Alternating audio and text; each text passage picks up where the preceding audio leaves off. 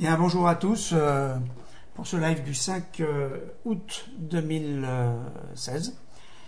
Live spécial consacré au rapport sur l'emploi américain. Alors, c'est une première, on va essayer de faire en direct un commentaire de ce rapport. C'est pas simple hein, parce que j'ai commencé un petit peu tard justement pour qu'on n'ait pas trop de lag. Vous savez qu'au fur et à mesure du live, il y a un petit peu de lag qui s'accumule. Alors les réglages sont plutôt bons maintenant, mais les choses vont très vite hein, sur un rapport comme ça. Les différents supports forex et matières premières, ou métaux précieux on va dire, peuvent aller très très vite. Alors c'est un test qu'on fait aujourd'hui, c'est un essai, on va voir si ça marche.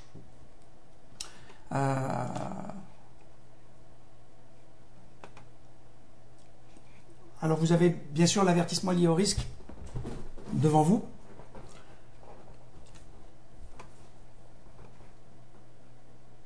Je vous laisse en prendre connaissance. Il est 14h23.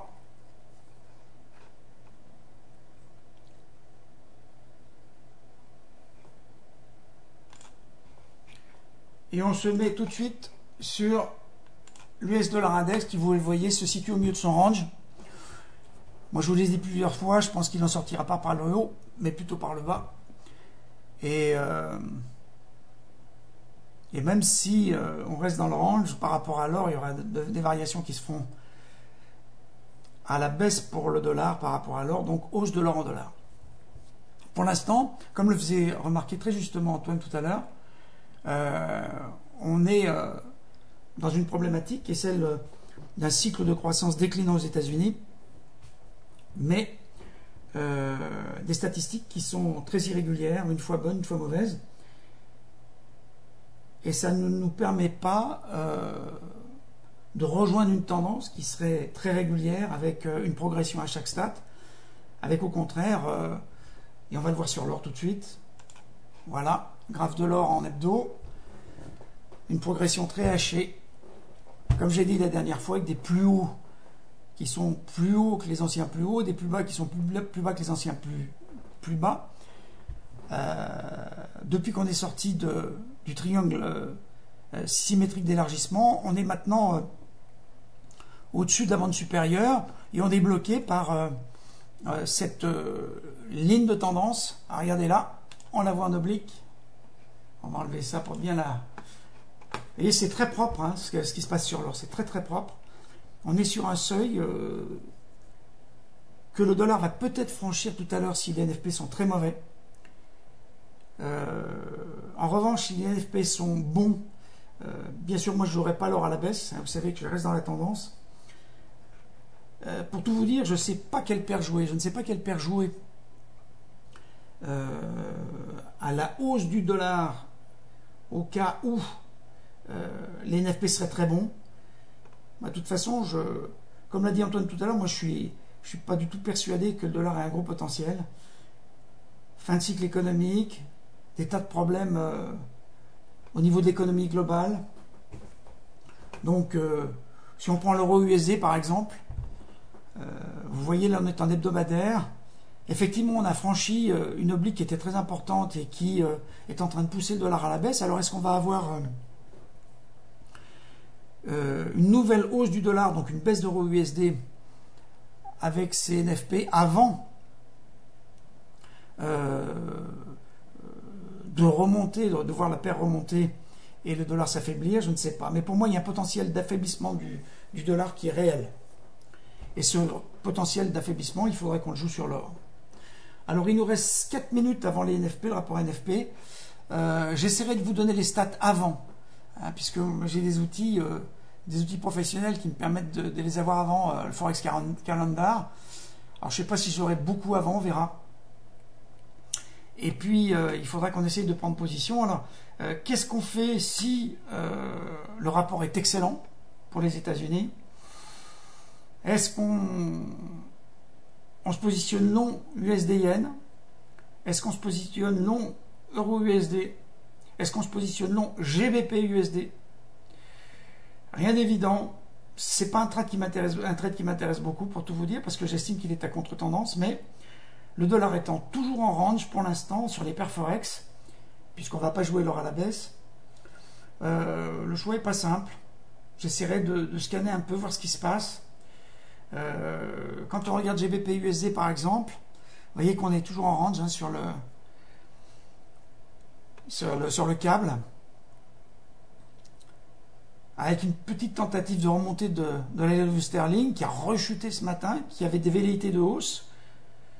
Moi je l'avais joué d'ailleurs ce matin, mais alors, contre le yen c'était compliqué parce que finalement le yen affaiblit. Et c'était pas la meilleure paire à jouer. Moi j'ai eu une sortie de range ce matin, alors que j'avais fait un short pour rejoindre le bas du range. Bon, j'ai pas perdu grand chose, mais je suis sorti très vite. Hein. Pas de perte, le moins de pertes possible, ça c'est la règle. Alors vous voyez qu'on a fait une fausse sortie vers le bas aussi sur USD Yen. On avait un petit canal ascendant. On a fait un breakout ici, puis on est remonté. Donc beaucoup d'incertitudes. Il est 14h28. Je vais me mettre en position pour essayer de vous donner au plus vite les statistiques. Je vous les donnerai oralement bien sûr, les statistiques du rapport NFP. Alors vous savez qu'on attend sur les payrolls non agricoles, on a un consensus à 180 kg. Le précédent était à 287 kg, mais celui d'avant était à 36 kg. Vous imaginez les variations qu'on peut avoir sur cette statistique. Ce qui rend d'ailleurs très difficile le trading, parce que c'est ça qui finalement nous a beaucoup desservi ces derniers temps. C'est ce manque de régularité dans les statistiques. Il va falloir être attentif aussi au taux de participation. Là, dans les prévisions, on est à 62,6. Je vais voir si j'ai un autre consensus. Je ne l'ai pas là. Donc, après, bien sûr, on a les heures, la rémunération horaire moyenne qui est très suivie par la Fed, hein, puisque, je vous le rappelle, on est à 29. Hein. Attention, il va falloir se méfier quand même de ne pas se mettre en retard. 29, 15, 16, donc le décompte avance. Moi, je vais me positionner tout de suite sur l'or. On va aller dans des échelles de temps quand même beaucoup plus courtes. Hein. Vous voyez ici cette grande oblique qui coiffe les prix, qui est l'oblique en mensuel, hein, la fameuse dont je vous ai parlé tout à l'heure, et en tiré, vous avez celle du porte-voix, hein, on est entre ces deux obliques. Donc, l'or s'est vraiment mis en attente, 46, on va voir un petit peu ce qui se passe. Si l'or baisse, si l'or monte, attention, la volatilité commence vraiment à... Ouh là là, c'est à la baisse pour l'or, ça veut dire bonne stat, pour l'instant. Mais les stats ne sont pas sorties. Elles sont sorties. Je vais essayer de vous les donner très rapidement. Qu'est-ce que j'ai? Moi, je les ai toujours pas. Là, pour l'instant, c'est relativement stable pour l'or. Je vais rester sur l'or parce que c'est mon graphe de référence. On peine un peu à avoir les résultats. La masse salariale est à 38 kg, mais c'est une petite stat. Celle-là m'intéresse moins. Alors... balance commerciale plutôt négative, on est à moins 44 milliards contre moins 37 prévus. Le taux de rémunération horaire par contre augmente, on est à 0,3%. J'ai toujours pas le payroll.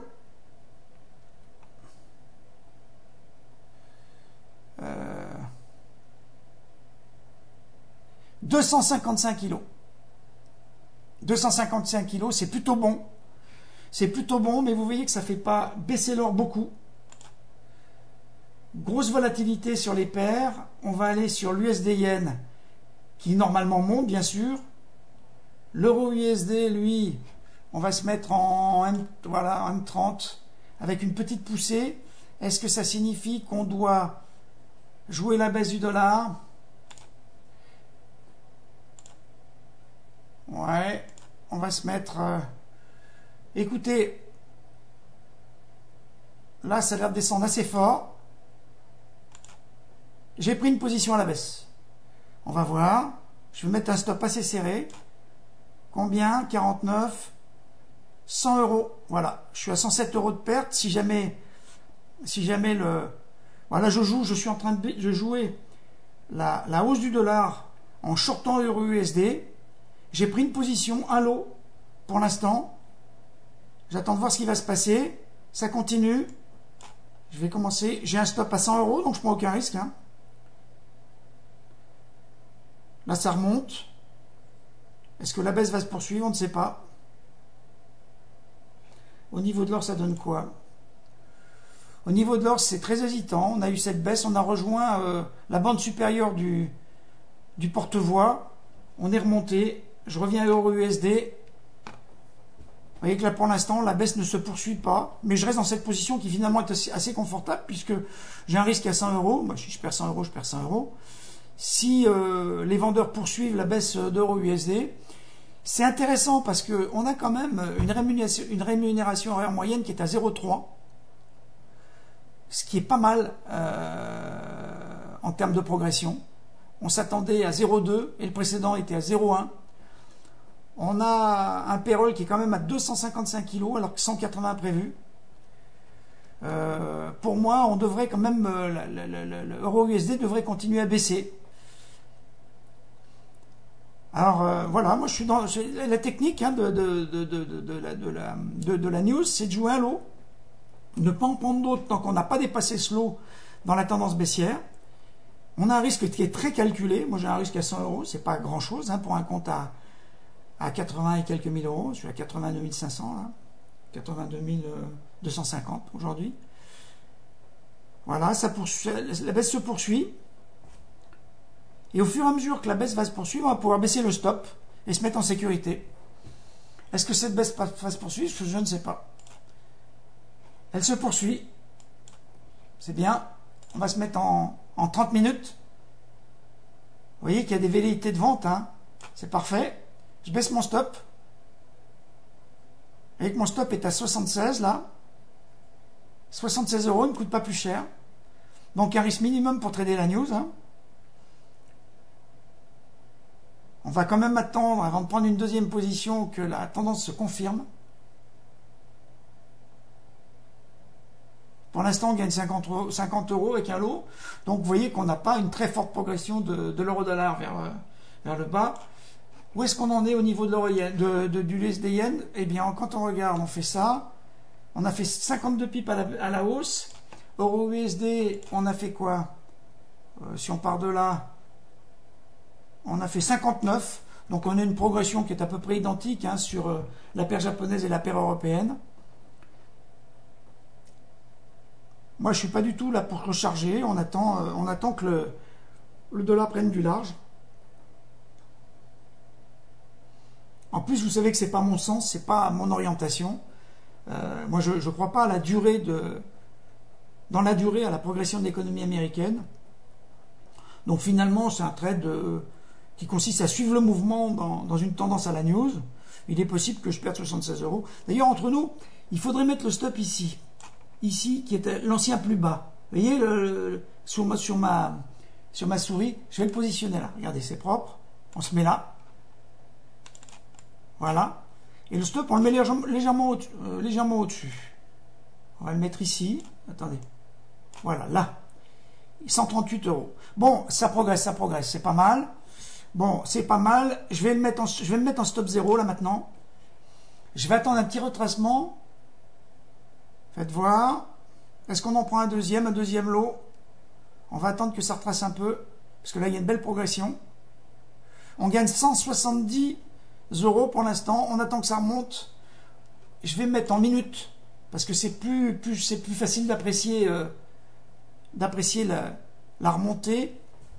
Là, on est vraiment en sécurité. On trade la news en sécurité. Vous avez compris comment ça marchait. On attend que ça remonte un peu. Ça remonte pas beaucoup. Vous avez vu qu'on a bien attendu avant de shorter, pas prendre de risques, parce qu'on se prend des shorts, puis c'est dans la volatilité, puis ça remonte, parce que les gens n'ont pas pris le temps d'analyser les news. Allez, je viens de prendre une deuxième là. Prendre une deuxième sur cette bougie.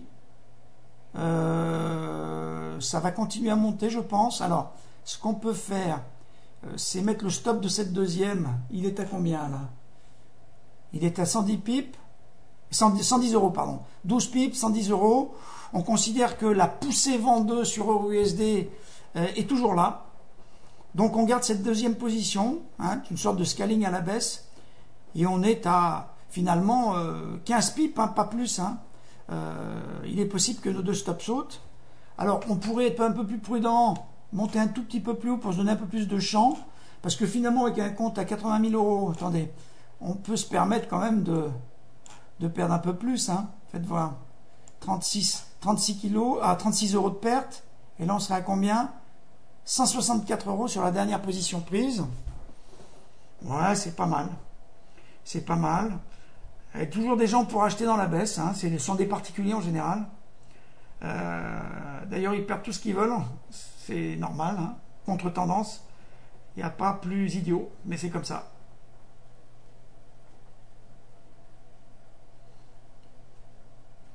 Voilà, donc ça retrace un peu. On consolide. Enfin, on consolide, on retrace dans la baisse. Alors, je vais voir s'il y a des questions. Il y a une question en attente d'Olivier. Non, c'est pas Olivier.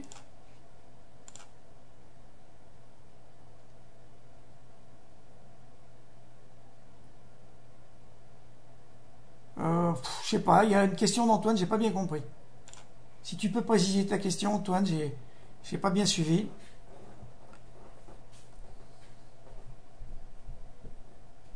Bon, alors qu'est-ce que ça donne en 30 minutes? 30 minutes, on retrace. En 40 minutes, en H4. Là, on est en H4. Alors, est-ce que la baisse va faire long feu? C'est possible. Vous voyez qu'il y a une résistance ici, là, sous ma flèche. Il y a une résistance. Alors, c'est intéressant parce qu'on a mis tous nos stops au-dessus.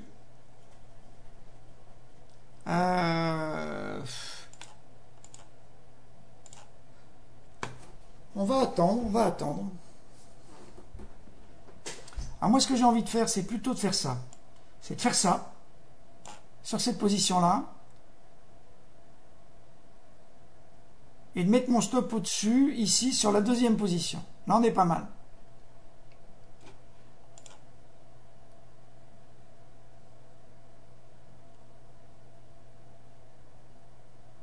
Ah, c'est Antoine me dit on a eu les stats sur Investing avant toi. Non, mais j'ai Investing en même temps, donc je les ai eu en même temps. Ce qu'il y a, c'est que je vais d'une source à l'autre. Mais j'ai Investing qui déroule aussi. Comme je balance des onglets en permanence. Non, mais je l'avais aussi. Ok, merci. Merci Antoine. Investing, effectivement, est bien plus rapide que Forex Calendar, il faut le savoir. Donc vous voyez, on a une gestion des stops là, qui est sans trop de risques. Et puis qu'est-ce qu'on attend? On attend que la baisse se poursuive. La news est quand même, la statistique est quand même bonne. On a un rapport NFP. Alors, que me dit Joseph? La dernière bougie UT5 est moche. On va regarder tout de suite. UT5. Bah, il y a eu de la volatilité, mais Joseph, tu sais, il y a toujours des gens pour racheter dans la baisse. Ça, on ne peut pas l'éviter. Il y a une grande bougie comme ça donne envie d'acheter aux gens. Moi, je vous ai raconté ce que je pensais de ça. Je vous raconte l'anecdote du casino. Hein. C'est les gens qui pensent que quand le rouge est tombé une trentaine de fois à la roulette, il faut absolument jouer noir. En fait, c'est faux. C'est faux. On n'a pas plus de chance que le rouge sorte que le noir. Et en trading, c'est pire. Parce que quand le rouge sort pendant 30 fois, c'est qu'il a une vraie raison de sortir. C'est-à-dire qu'il faut continuer à jouer le rouge. C'est la base du trading qu'on pratique et c'est ce qui nous fait gagner de l'argent. Ce qui nous fait gagner de l'argent, c'est ça. Ce qui nous fait gagner de l'argent aussi, c'est qu'on laisse courir les gains. Sauf qu'en ce moment, comme on a des tendances extrêmement irrégulières, extrêmement courtes, il faut prendre des gains. Mais je referai un article là-dessus parce qu'il faut vraiment le comprendre. Moi, j'arrête pas de faire remonter mon compte parce que j'étais descendu à 78 000, tout simplement en prenant jamais de gains, en essayant de chercher des tendances longues. Comme j'en trouve pas, je reprends des gains, je gagne 4-5 000 euros vite fait, uniquement en prenant mes gains. Donc il va falloir faire ça tant qu'il n'y aura pas de tendance prolongée. Et regardez ce qui se passe aujourd'hui. On n'a pas de tendance prolongée puisque on aurait dû, à mon avis, avoir un rapport NFP plutôt mauvais. Et là, il est plutôt bon. Donc il va falloir attendre que l'Amérique se casse la figure pour jouer l'or.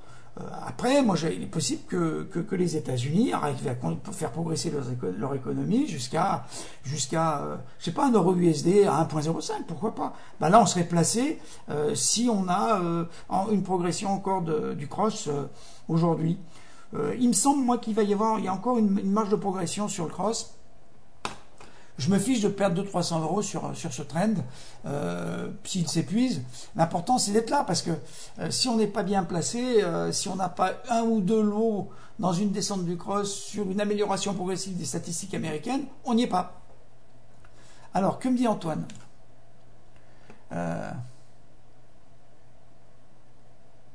Pourquoi ne pas avoir pris 0,5 sur ta deuxième position? Ça permettait de moyenner. Non, parce que je considère que les renforts sont des positions à part entière, et moyenner au barycentre des positions, ça m'embête de plus en plus. Je préfère sortir sur la première position ici avec une certaine perte. Voilà, si je sors, je sors. Cette position, elle est indépendante de la première. La première, elle a un stop qui est beaucoup plus haut, qui est à 1,1116.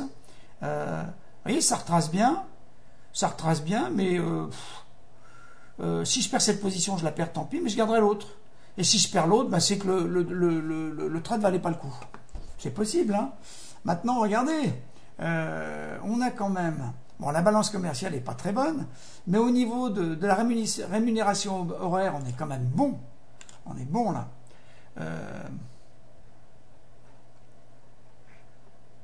Voilà, ma position a sauté, ça monte, ça monte, ça monte. Moi, j'ai jamais peur de prendre une perte, hein, c'est sans aucun état d'âme.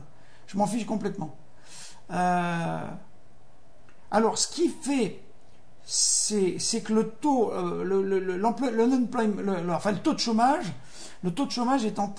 est plutôt moins bon. Mais pour moi, les statistiques sont quand même bonnes. Les statistiques sont quand même bonnes. Et je suis pas sûr que j'ai pas placé mon stop trop près là, mais on va voir. Ça m'empêche pas. Peut-être que je pourrais reprendre une autre position. On va regarder. Qu'est-ce que ça donne là? Je peux la reprendre ma position, hein, je vais voir. Parce que ça peut consolider comme ça, puis repartir à la baisse. Hein.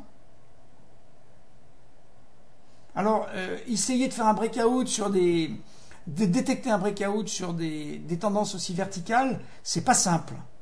C'est pas simple. Mais vous allez voir, on peut le faire. Après, c'est une histoire d'instinct. Hein. Moi, pour l'instant, je suis sorti de ma position. Je ne vais plus être en risque sur la première position, celle que j'avais prise en renfort. Par contre, je peux en prendre une deuxième si je vois que mon stop était placé un peu trop bas. On va voir. Là, pour l'instant, ça s'épuise un peu, la conso. Hein. Ouais. Vous savez, regardez, on a une ligne là.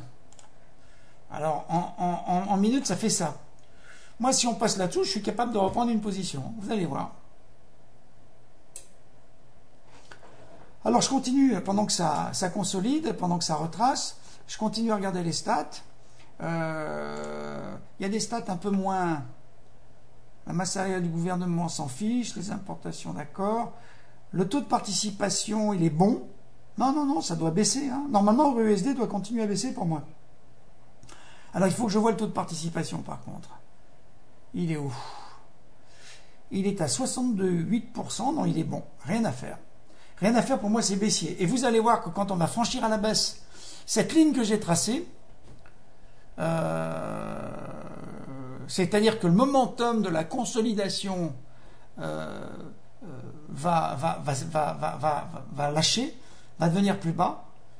Et on peut même faire, regardez ça, on peut même faire une deuxième ligne ici, c'est intéressant. Voilà, la pente maintenant de la consolidation est devenue plus importante, c'est celle-là.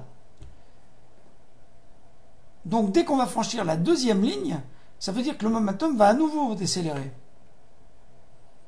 Donc on attend, hein. Moi ça ne me gêne pas de remettre un deuxième lot ici si on franchit ça. Mais quand même les stats sont bonnes. Alors on va aller du côté de l'or.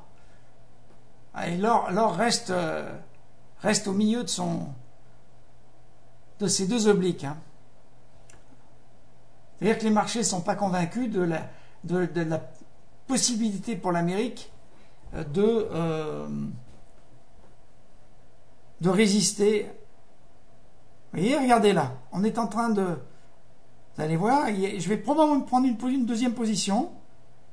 J'attends un tout petit peu, qu'on ne fasse pas une fausse sortie, c'est parti.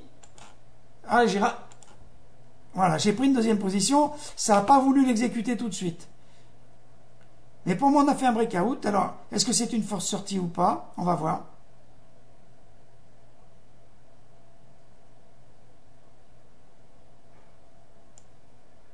Où je suis en maximum de perte, 136 € là, sur le plus haut. Donc c'est une deuxième position que j'ai mise, une position à part entière qui a son propre stop. Et la médiane des positions, je ne la considère pas. Alors c'est un peu plus coûteux, mais au moins je garde ma position du haut. Ça c'est le premier avantage. Là je l'aurais perdu. Et puis deuxièmement, il y a une indépendance des positions l'une par rapport à l'autre. Alors par contre, il ne faudrait pas qu'on break. Alors là, on a une ligne de pente. Hein. Je la prends comme ça, vous voyez. Mais le breakout, il est en train de faire son office. Hein. On considère qu'il est là. On va faire un pullback au-dessus. Vous allez voir. C'est important parce que là, en trade en direct, ça vous permet de voir un peu comment on scalpe au breakout. Il est possible qu'on ait fait une fausse sortie, mais c'est pas du tout certain. Parce que je crois quand même qu'il y a du momentum baissier en M15. Et regardez comment on est là. En M5. Donc finalement, je suis sorti sur stop pour limiter mon risque, qui est fondamental. Mais par contre, j'ai repris une position qui est plus haute que celle que j'avais prise avant. Donc ce qui fait que ça limite ma perte sur stop, puisque je suis en position. Et si là on repart à la baisse et qu'on fait un nouveau plus bas, je suis très bien placé. Je ne sais pas si vous avez bien compris comment ça fonctionnait. Mais là, on a vraiment tradé au breakout sur cette conso. Après, ça peut remonter. Ce qui va être très important d'observer, c'est est-ce que le cross euro-USD va redescendre et créer un nouveau plus bas. Ça, c'est fondamental. Parce que si ce n'est pas le cas, ça veut dire que le marché estime que on n'a aucun intérêt à aller plus bas. Et donc, si on fait un double bottom, il faudra mettre du stop 0, pour moi. Donc, alors, j'ai des questions. Attendez, je vais regarder. Donc ça c'est vu.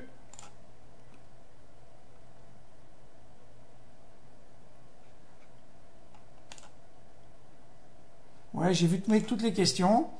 Donc si vous avez bien compris comment ça fonctionnait, vous avez vu que le breakout m'a permis de déceler la chute du momentum de retracement, qui était assez aigu au départ.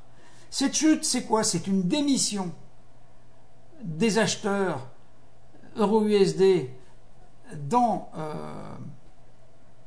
la montée du cross. Et vous voyez que là, je vais vraiment observer si le cross est capable de faire un nouveau plus bas. S'il fait un nouveau plus bas, c'est très bon pour nous. Là, je crois que vous apprenez vraiment à scalper le Forex. Parce qu'il faut vous dire une chose, c'est que moi, dans toutes les positions que je prends long terme, souvent, je les prends en minutes. Je les prends en minutes parce qu'on peut optimiser alors hier, pour l'instant, on n'a pas fait de plus bas. Je les prends en minutes pour optimiser ma prise de position dans les échelles de temps supérieures.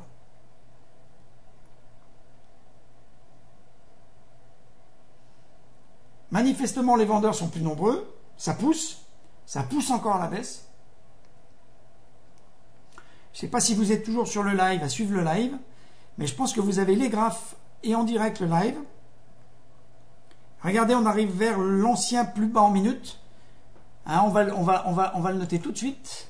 Il est ici. Voilà. Il est à 1,1082. Est-ce qu'on va arriver à descendre au-dessous de ce plus bas? C'est absolument fondamental dans la poursuite du trade.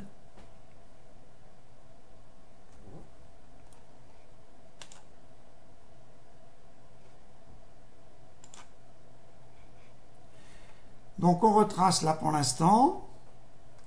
Alors vous voyez qu'on retrace même sur des tendances en unité courte extrêmement pentues. Et on est là sur des droites, hein, toujours des obliques qui sont relativement bien suivies. Alors celle-là pour moi est trop pentue pour que je quitte. Hein, pour considérer qu'il y a un breakout à la hausse, elle est trop pentue. Mais j'aimerais quand même bien qu'on la quitte pas, ce qu'elle est en train de faire d'ailleurs, avant qu'on ait inscrit un nouveau plus bas. Ah oui, il ne faut pas s'énerver. Là, je suis à 100 € de gain. Bon, ce que j'espère, c'est qu'on va faire ce nouveau plus bas pour vraiment consolider le trade. Et ensuite, commencer peut-être à rapprocher les stops au-dessus du dernier plus haut de consolidation, donc qui se situe ici. Hein. Je vous le montre, c'est là. À 1,11 en fait. Hein. On a consolidé, vous avez noté que 1,11 est devenu résistance. Et ça, c'est très intéressant pour nous, parce que 1,11, c'est un chiffre psychologique qui nous donne encore une certaine sécurité dans le trade.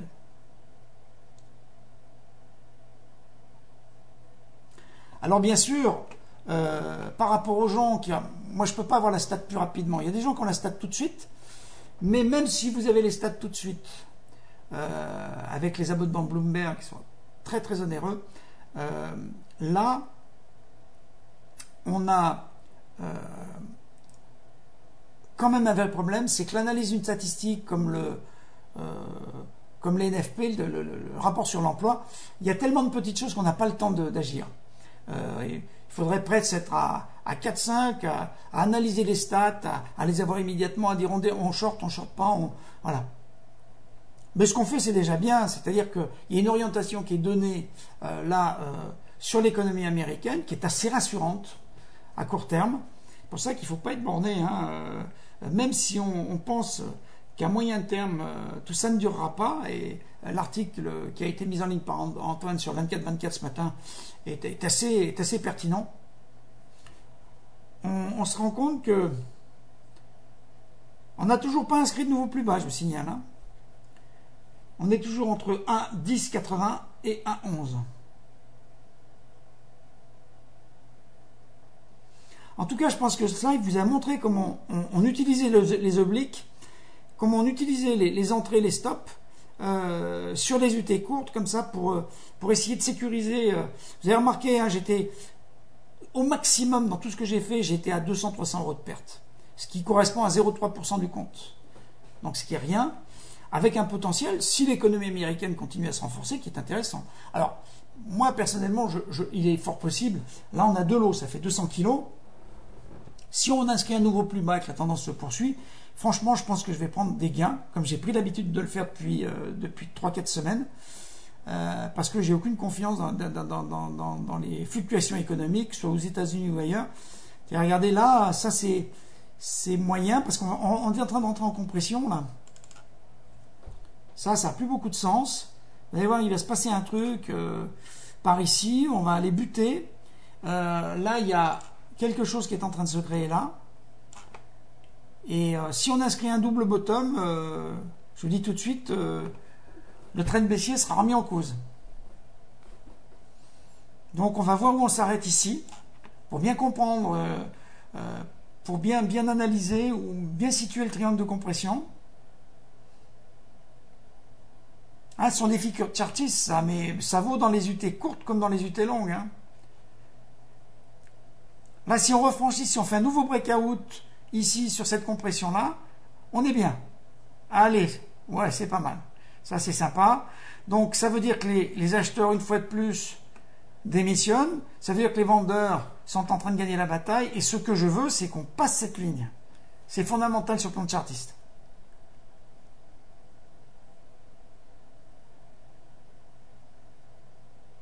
Bon, moi, je reste en ligne, il n'y a pas de problème. Ça fera un live un peu long, mais on s'en fiche. Ouais, bon, ça, c'est pas trop gênant, ce que je vois là. Pour l'instant, bon, il y a des gens qui achètent, c'est toujours les mêmes. Hein. Après, il ne faudrait pas que les vendeurs lâchent. Ça, ce serait pas très bon.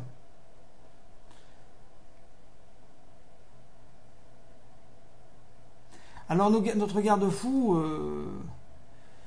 là, on est à 11, 0,10, 0,9 pour le premier stop, et l'autre est encore en dessus. Ce qui est pas mal, hein, c'est une bonne sécurité, parce que dès qu'on est au-dessus d'un 11, on est sous un seuil psychologique. Regardez les vendeurs, ils sont là. Et les vendeurs sont là.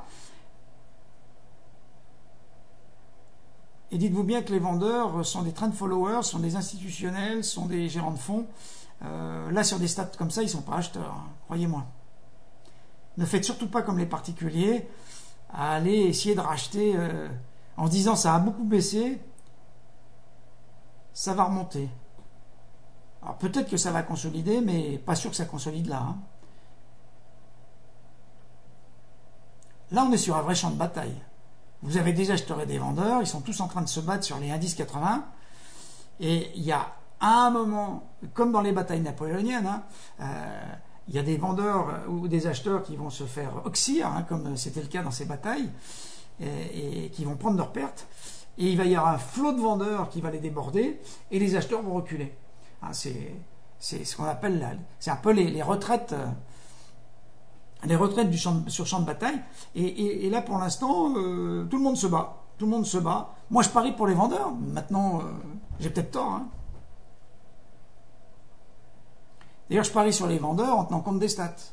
Et il faut savoir que quand les acheteurs vont démissionner, ça franchit. Ça franchit. Donc on fait un breakout horizontal. Horizontal. Alors les acheteurs sont toujours là, parce qu'il y a bien sûr des ordres qui sont sous indice 80 et qui faut remonter, mais on a inscrit un nouveau petit plus bas. Je ne sais pas si vous le voyez, si vous êtes en grand écran.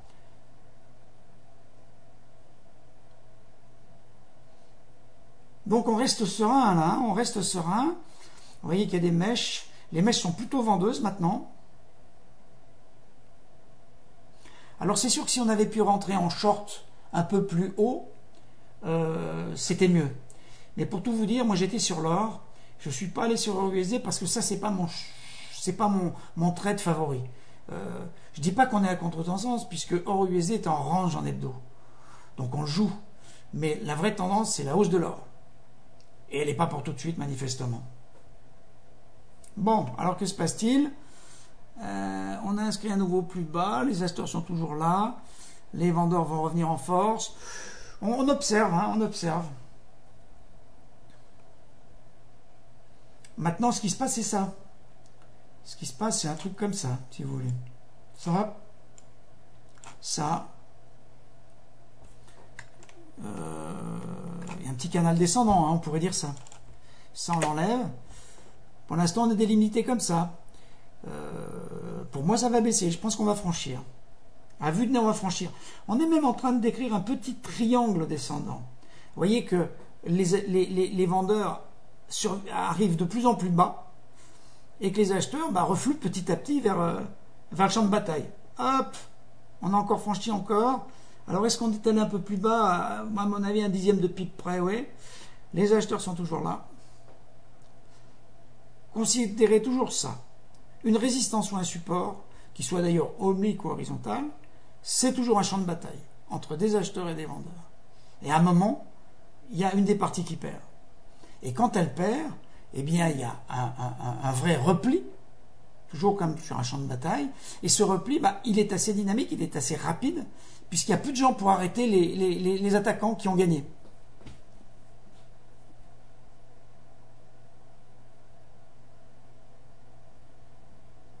Alors, je vous laisse observer avec moi. Qu'est-ce qu'il y a de nouveau? Alors, je vais voir s'il y a des commentaires un peu...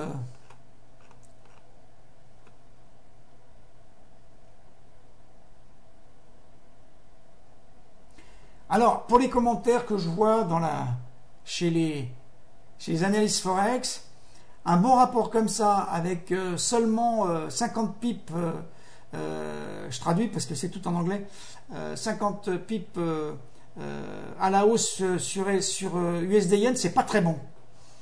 Bon, pas tort, c'est vrai qu'on a déjà vu sur un rapport comme ça des descentes de 100-150 pips d'un seul coup sans même consolider. Je suis assez d'accord avec cette analyse-là. EURUSD a trouvé son support sur la moyenne mobile à 200 jours après le rapport sur l'emploi de... Bon, je vous signale qu'on est en train de franchir allègrement. Donc là, pour moi, c'est quand même... On reste baissier, d'accord. On est en train d'engranger... Alors là, on est à 300 € de gain sur 200 kilos. On n'est pas si mal, hein. On n'est pas si mal. Est-ce que j'ai d'autres commentaires dans la... Je regarde un peu partout, vous savez, moi, sur le...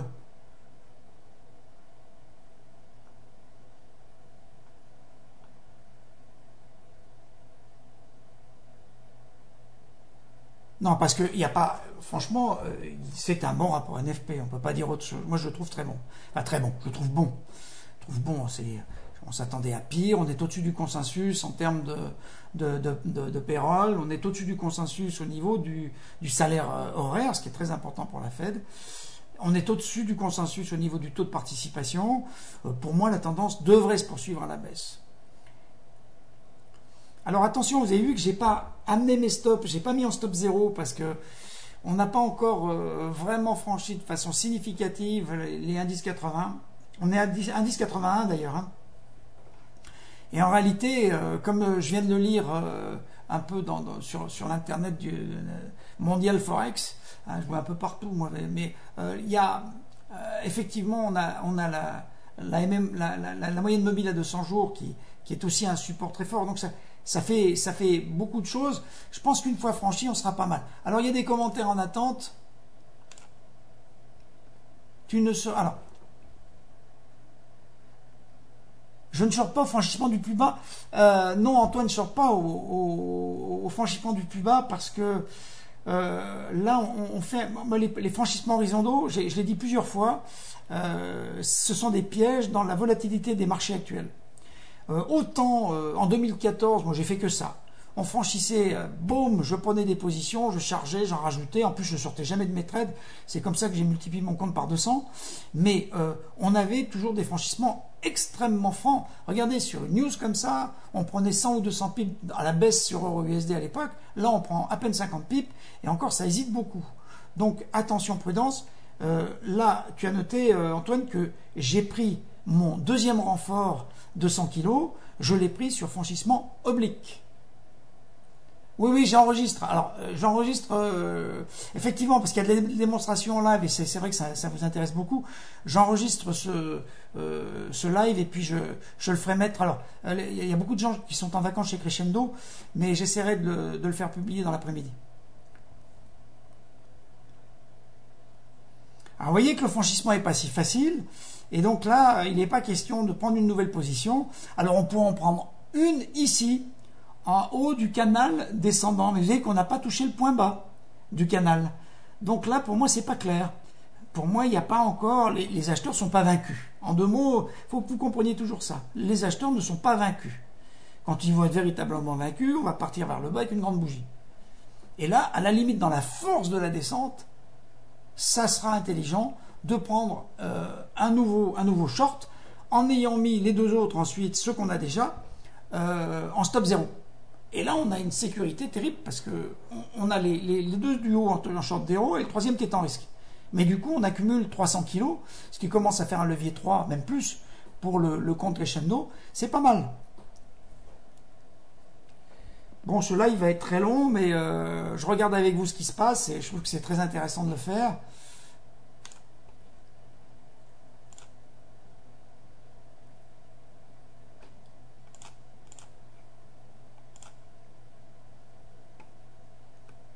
Alors,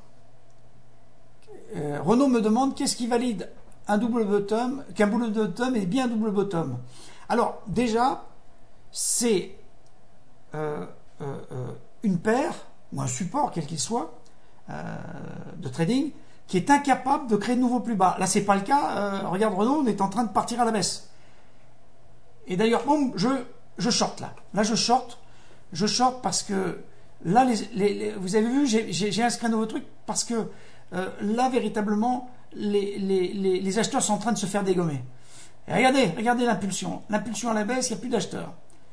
Et là, les vendeurs, ils vont s'en donner à cœur joie, ils vont continuer à faire baisser le cross. Alors, on attend. Là, vous voyez, on va revenir sur l'oblique que j'ai tracé, qui est parallèle à celle du haut. Hein, j'ai tracé cette oblique, et ici, c'est toujours une façon de voir un peu comment on va être bordé. Mais vous voyez qu'on est en train de franchir l'oblique baissière de ce canal.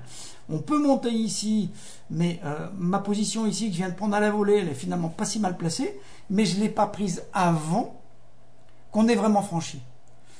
C'est un peu toute la subtilité du trading. On ne gère pas des niveaux, on gère des risques. Avant, j'étais en risque. J'étais certes plus haut, mais j'étais en risque. Mais une fois que c'est franchi, je ne suis plus en risque. Ça, retenez bien ça, c'est important.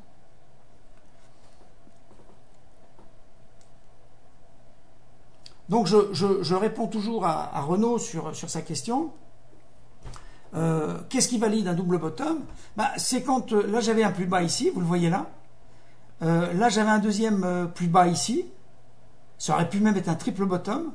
Tant qu'on n'a pas franchi ici la grande bougie rouge, eh bien on est en double bottom. C'est-à-dire qu'en fait, les vendeurs n'ont pas gagné. S'ils n'ont pas gagné et qu'on remonte, on a un double bottom. Mais un vrai double bottom, c'est pas ça. Un vrai double bottom, c'est... pour l'instant, on peut avoir soit un double bottom avec franchissement ensuite de cette ligne de coup qui est à 1,11. C'est-à-dire qu'on remonterait ici et on franchirait. Ça, c'est un double bottom. Soit c'est un range, c'est-à-dire que le cross peut tout à fait partir du premier plus bas, monter vers le deuxième, vers un plus haut, redescendre vers un deuxième plus bas, remonter vers un deuxième plus haut, et redescendre ensuite. Ça, ce serait un range. Pour la vraie figure la figure chartique du double bottom, il faut que ça franchisse ici. Donc la ligne de coup. Donc c'est pas parce qu'on a inscrit deux plus bas sans franchir que c'est un vrai double bottom. Par contre, on sait qu'on double bottom dans le sens où on n'est pas inscrit de nouveau plus bas. Là, on a inscrit un nouveau plus bas. Moi, je suis relativement serein. Alors, pour vous dire à quel point je suis serein, parce que là, il faut quand même se méfier. Vous savez que le trading, c'est toujours du risque. Est-ce que...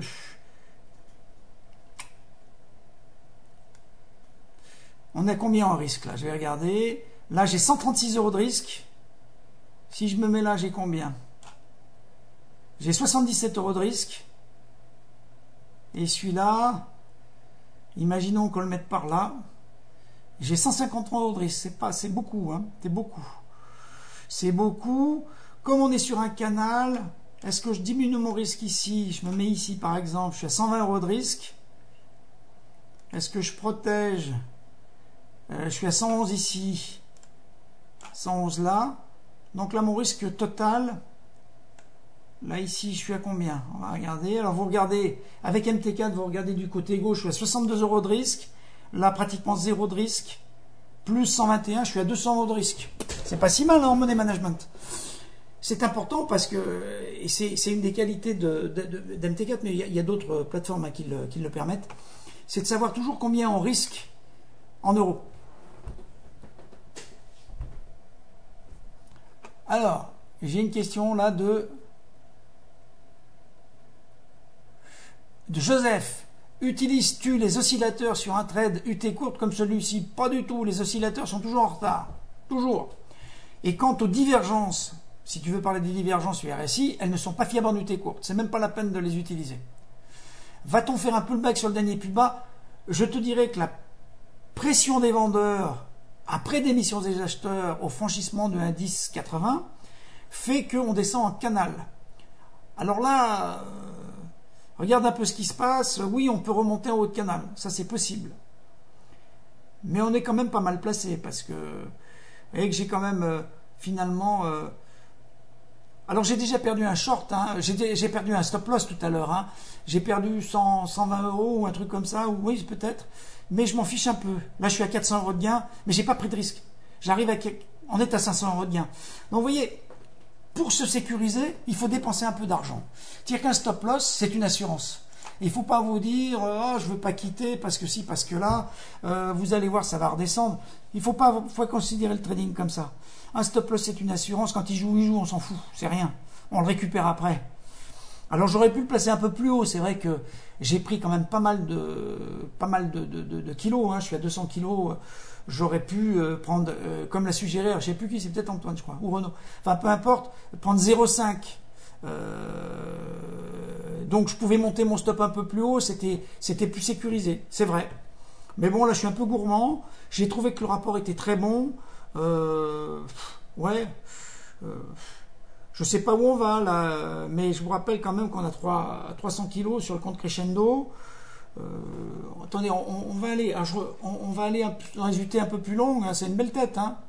Regardez en H1, il n'y a pas beaucoup d'hésitation. On a ici à 1,1080 la consolidation à l'issue de laquelle moi j'ai renforcé. H4, c'est quand même une belle bougie, hein, elle est méritée. Vous voyez, puis ça continue. Tac. Franchement, les acheteurs sont plus légion maintenant. Hein. Alors, on a une vision qui est toujours plus sympa en M1 quand on suit des bougies descendantes assez rapides comme ça. Parce que on voit bien les hésitations, les atermoiements à des acheteurs, des vendeurs. Donc, c'est toujours intéressant d'avoir cette vision en UT courte. Et quand je vous dis de pratiquer le multiframe, il faut bien penser à ça. Le multiframe vous permet de descendre de D1 à M1 en optimisant en permanence vos prises de position. Allez, on retourne sur l'or, on voit ce qui se passe. Ben, vous voyez que les investisseurs sur l'or, alors moi j'ai pas envie aujourd'hui de mettre un long sur l'or, hein, mais on note que, parce que c'est pas le moment, mais on note quand même qu'au-dessus, et puis alors c'est pile au niveau de la bande supérieure du porte-voix, on a vraiment l'impression que l'once d'or ne veut plus rentrer sous le porte-voix. Les investisseurs long terme pensent que de toute façon l'or gagnera la partie et que le dollar baissera à terme. Et quand on regarde le dollar US là, vous voyez qu'il a inscrit une belle remontée.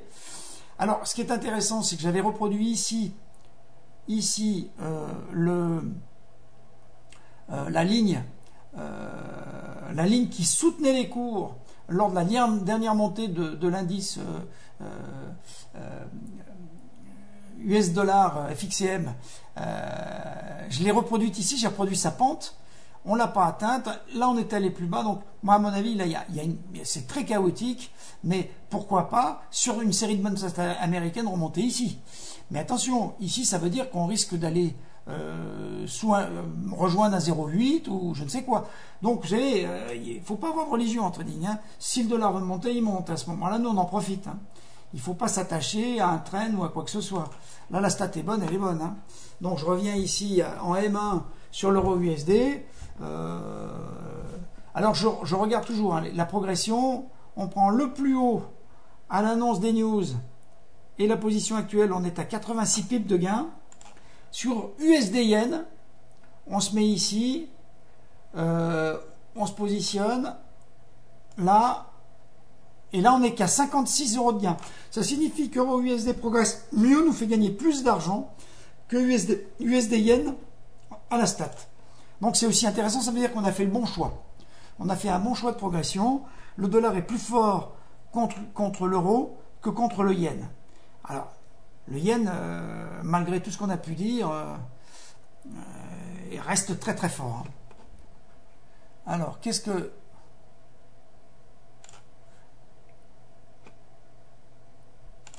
Je regarde un peu les questions. Ah, Pascal me demande selon quel range je vais fermer mes positions. Et j'oserais dire jusqu'à ce que j'estime que ça va s'arrêter. Alors, là, c'est beaucoup d'intuition parce que on va lire un petit peu tout ce qui s'écrit au niveau des médias financiers, voir un peu ce qu'en pense, s'il y a un gros courant d'optimisme sur le dollar. Alors ça, c'est très important. Ou si au contraire, on voit des commentaires du style « Oui, finalement, le dollar a bien baissé, les statistiques sont bonnes, mais le dollar a fait son petit barreau d'honneur, mais on sait que ça va remonter. » Là, je resterai assez méfiant. La deuxième chose que je te dis, c'est que moi, j'ai tendance à prendre des bénéfices aujourd'hui. Donc, il est possible qu'à la fin de ce trade, alors, on va regarder un peu, on va aller en UT, on va rester graphique dans ce cas-là. Vous voyez qu'on est en train d'aborder ici un précédent plus bas, donc qui est un overlap, hein, et on était monté, regardez, ici sous ma souris, on l'avait passé à la hausse, donc il avait été franchi, il a servi ici de support, il a été retapé plusieurs fois, et ensuite, le cross s'est appuyé dessus pour remonter. Donc là, on a un support qui est assez fort, c'est un overlap. En H4, en H4, en H4, en H4, vous voyez, alors là, on avait ici une résistance importante qui avait retenu les prix, c'était redescendu. Ben, c'est toujours la même. Hein. Est-ce qu'elle va être franchie aujourd'hui? Ben, c'est ce qu'on va observer. Si elle est franchie, très honnêtement, si elle est franchie, on a un potentiel à ça, quoi. Moi, si je prends 1,09, hein, 1,0950, D1, 1,0950. Alors, rien n'empêche. Parce que le problème, c'est qu'on risque de retracer, de retoucher nos positions.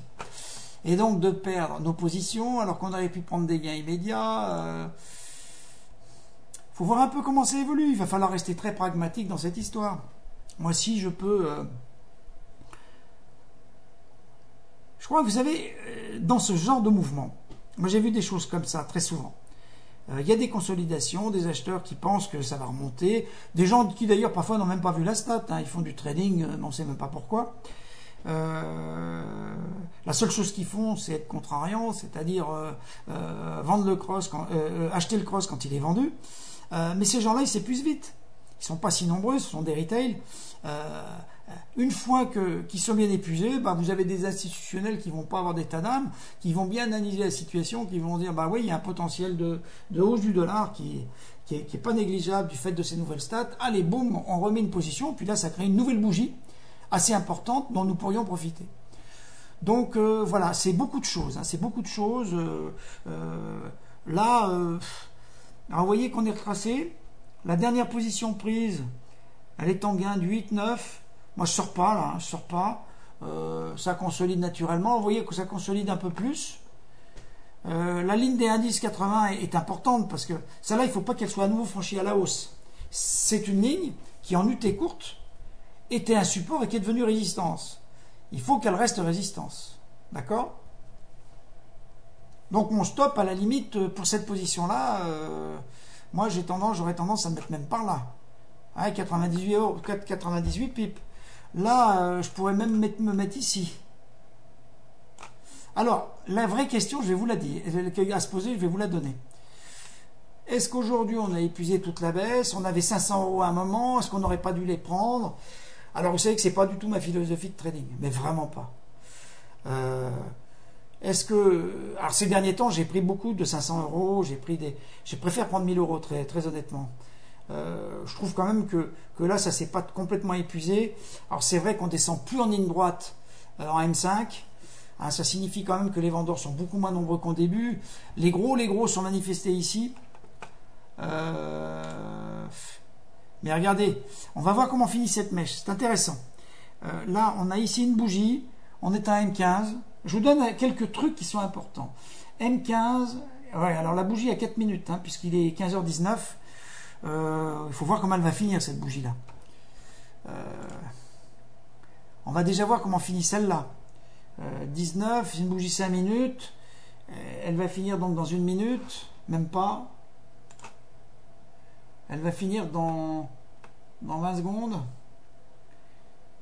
Si c'est une étoile filante avec une grosse mèche vendeuse, c'est bon pour nous.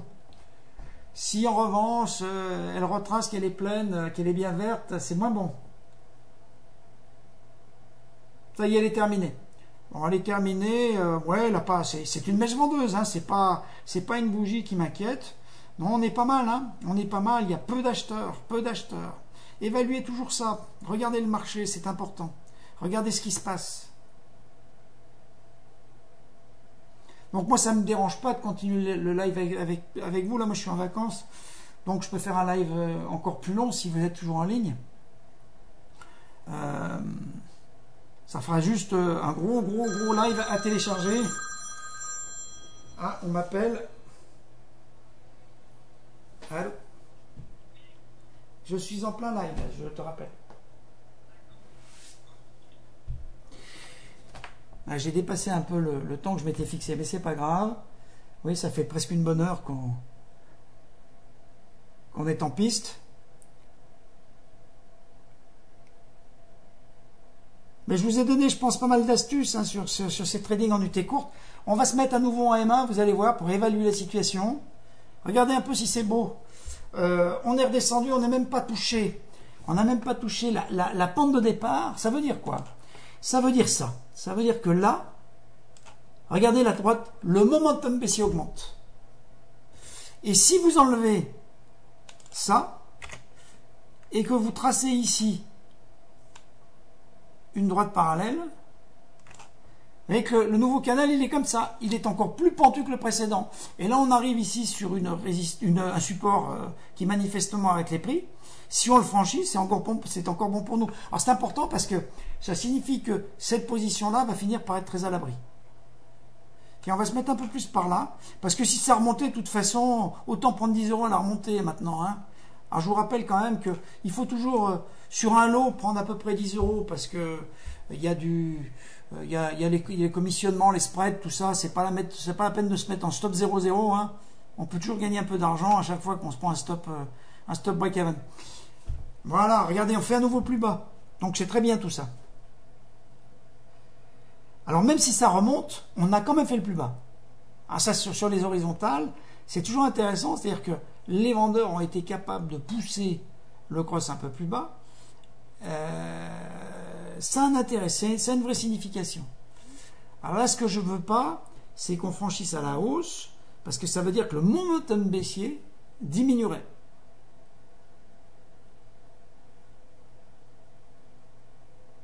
Voilà. Vous voyez que je suis en UT courte quand je fais ces trades-là. Il y a une chose qu'on pourrait faire aussi, c'est que si on voit une inversion de tendance en UT courte, à ce moment-là, on pourrait stopper le trade. Alors l'inversion de tendance en UT courte, ça pourrait être effectivement un double bottom qui serait franchi à la hausse sur la ligne de coup. Ça pourrait être un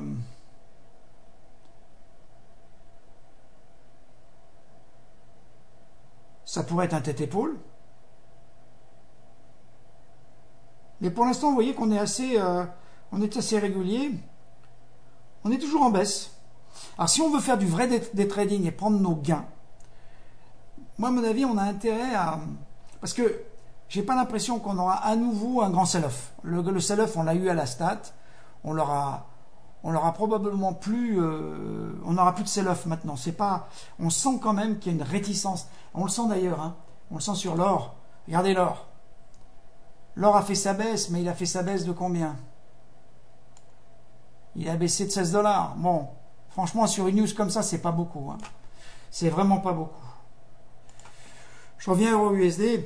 Donc, c'est vrai que on pourrait se dire qu'il serait intéressant, puisqu'on a un canal ici, de prendre la totalité des bénéfices au franchissement de cette oblique-là, en minutes.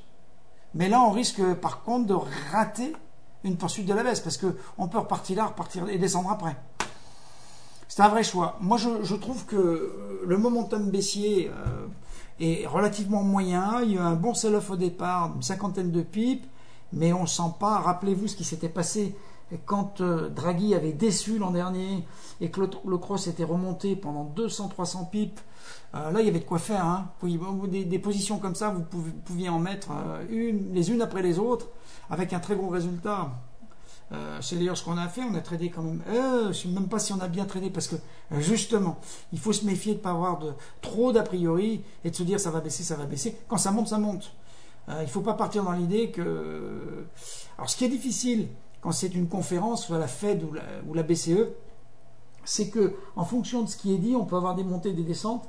C'est toujours plus dangereux, plus exposé. Là, c'est un peu plus facile parce qu'on est devant un panier de statistiques.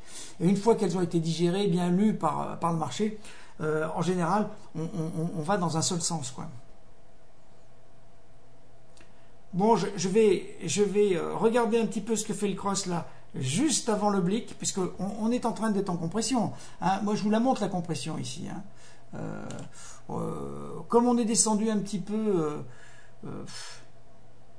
ouais, on a ça, quoi. Il faut franchir ça. Voilà. Bon, bah, c'est parti. Il y a encore du vendeur. Il n'y a rien à faire. Vous voyez ce que je veux dire? Il y a du vendeur. Et si on est rentré ici, à cet endroit-là, c'est parce qu'il y avait du vendeur. C'est parce que les acheteurs avaient perdu la partie. Et là, maintenant, ils sont de moins en moins nombreux. Alors, il y en aura toujours. Il y a toujours des gens pour acheter. Et quand les acheteurs vont devenir plus nombreux que les vendeurs, eh bien, la tendance va s'inverser. Et ça le fera quand les vendeurs, et je parle là des institutionnels, des professionnels, des gens qui traitent bien, se diront, ça a assez baissé, j'ai plus ça a plus tellement d'intérêt pour moi d'aller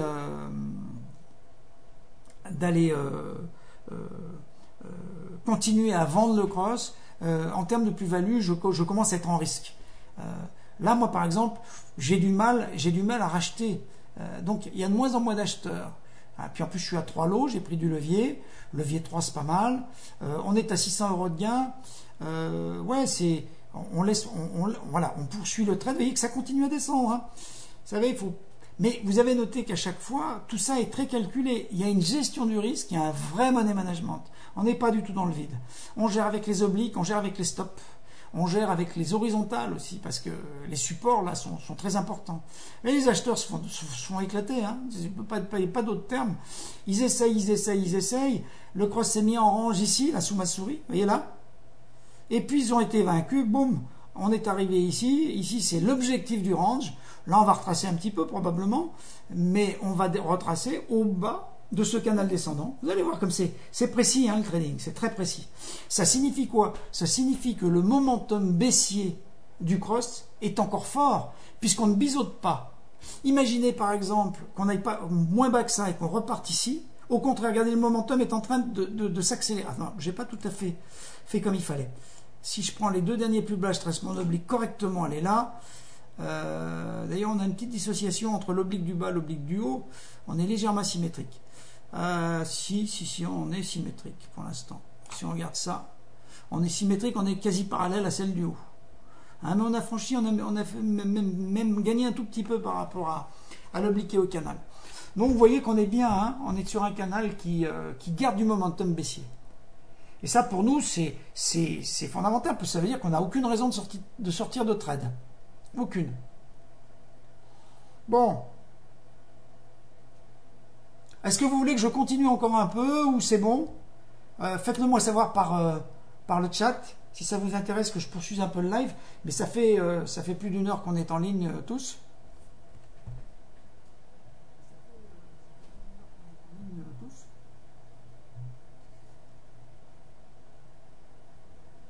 C'est bon pour vous?